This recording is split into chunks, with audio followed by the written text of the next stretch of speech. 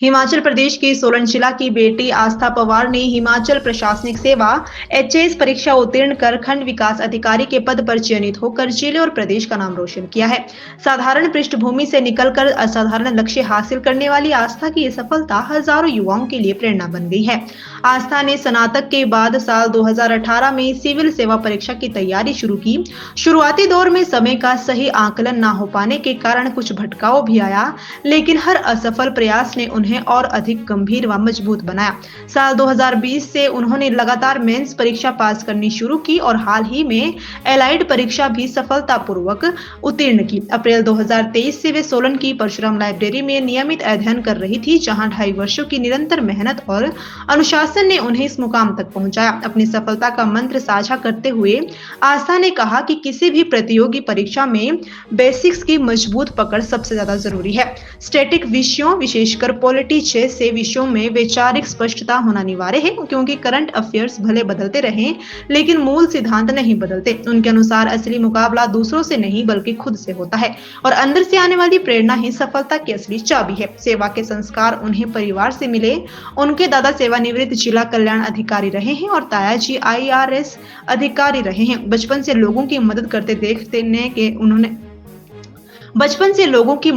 देखने उनके भीतर जनसेवा का भाव मजबूत किया। आस्था का लक्ष्य जमीनी स्तर पर रहकर विकास कार्यों को गति देना है, इसलिए वे बीडीओ पद को लेकर उत्साहित है और भविष्य में एसडीएम बनने का सपना भी रखती है। सर, तैयारी तो मैंने 2018 में शुरू कर दी थी आफ्टर माय ग्रेजुएशन, और उसके बाद फिर लगे रहे तो अभी रिसेंटली एलाइड क्लियर किया था एंड अभी एचएएस क्लियर कर दिया है। और सर, खुशी तो बहुत हो रही है, ज़्यादा आई थिंक घर वालों को हो रही है। तो 2020 में ही मैंने पहले अपना मेंस क्लियर करना शुरू कर दिया था, तो उस साल मैंने एलाइड भी दिया और एचएएस भी दिया, और फिर ग्रेजुअली टीचर्स भी थे कॉन्टैक्ट में ऑल थ्रू आउट, बट फिर अब फ्रूटफुल अब रहा है। हाँ जी, एक तो आपकी शायद आई थिंक मोटिवेशन होनी चाहिए पहले तो सबसे ज़्यादा, क्योंकि कुछ अगर एक्सटर्नल चीज़ें हैं तो वो तो निकल जाती है टाइम के साथ, पर मोटिवेशन अंदर से आनी चाहिए। वो इंटरनल फैक्टर्स जो रहते हैं, तो आई फील रीज़न बहुत पक्का होना चाहिए, तो बंदा प्रिपेयर करता है और परसिवियर करके प्रिपेयर करता है कि लंबे समय तक प्रिपेयर करता है। बाकी बस खुद से ही है लड़ाई सर, असली लड़ाई तो खुद से ही है। का ना ऐसे वो स्टार्स वाला टाइम भी होता है, शायद अलाइन नहीं कर पा रहा है अभी औरों के लिए, बट एक बार वो अलाइनमेंट ठीक हो जाए तो शायद उनके लिए भी हो जाएगा। बाकी सर, कंसिस्टेंसी मैं बोलूँगी कि मैं यहाँ परशुराम लाइब्रेरी में जाती थी, मैं कोई 2.5 साल गई हूँ उधर रेगुलरली 2023 से अप्रैल से, और वहाँ पे मैंने काफ़ी कंसिस्टेंटली पढ़ाई की है और खुद से ऑनेस्टी रखी है। शायद मैंने जब शुरू में तैयारी की तो मेरे को लगा बहुत फ्री टाइम है, तो मैंने शायद टाइम वेस्ट भी बहुत करा है, बट ग्रेजुअली फिर आप सीरियस हो जाते हो, आपको थोड़ी और समझ आती है हर साल, हर एक अटेम्प्ट के बाद।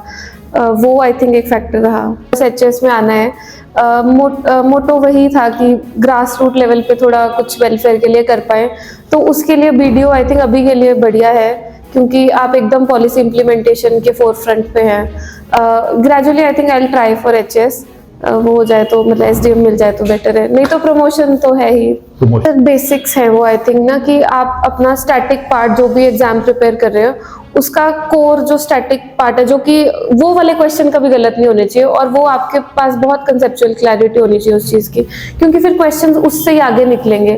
और अगर जैसे करंट बहुत ही डायनामिक है तो वो सबके लिए डायनामिक है कि हमें नहीं पता किस साल कितने क्वेश्चन आ रहे हैं किस करंट अफेयर्स से, पर स्टैटिक आपको आएगा ही। आपको पता है पॉलिटी के मुझे 10 सवाल आने ही आने हैं, तो मैं वो 10 सवाल गलत करके ना हूँ। मतलब आई थिंक बात बस शायद बेसिक्स की है कि वो अगर किसी बंदे ने ग्रास्प कर लिए तो फिर एग्जाम्स निकलते जाते हैं। मेरे दादू वेलफेयर में ही रहे हैं, he is a retired district welfare officer, और मेरे ताया जी भी आईआरएस रहे हैं, तो शुरू से पता था सिविल सर्विसेज कुछ है, कुछ कर सकते हैं। फिर दादू के लिए भी ऐसे था कि बहुत लोग आते थे, अभी भी आते हैं, कि हमारी हेल्प करी थी, कभी हमें नौकरी दिलवाई थी, हमारी एजुकेशन स्पॉन्सर करी, तो वो भी एक मोटिवेशन थी। आई थिंक सबसे बड़ी तो यही थी। बी क्यूरियस, आई थिंक जितना आप जानने का इच्छुक होंगे, लाइफ भी आपको उतना ही रिवॉर्ड करेगी नॉलेज के साथ, और अपने आप से ऑनेस्ट रहें, अपने से अच्छे से बात करें। सेल्फ टॉक एक हमारी बहुत पॉजिटिव होनी चाहिए, और एक फोकस तरीके से आप अपने गोल की तरफ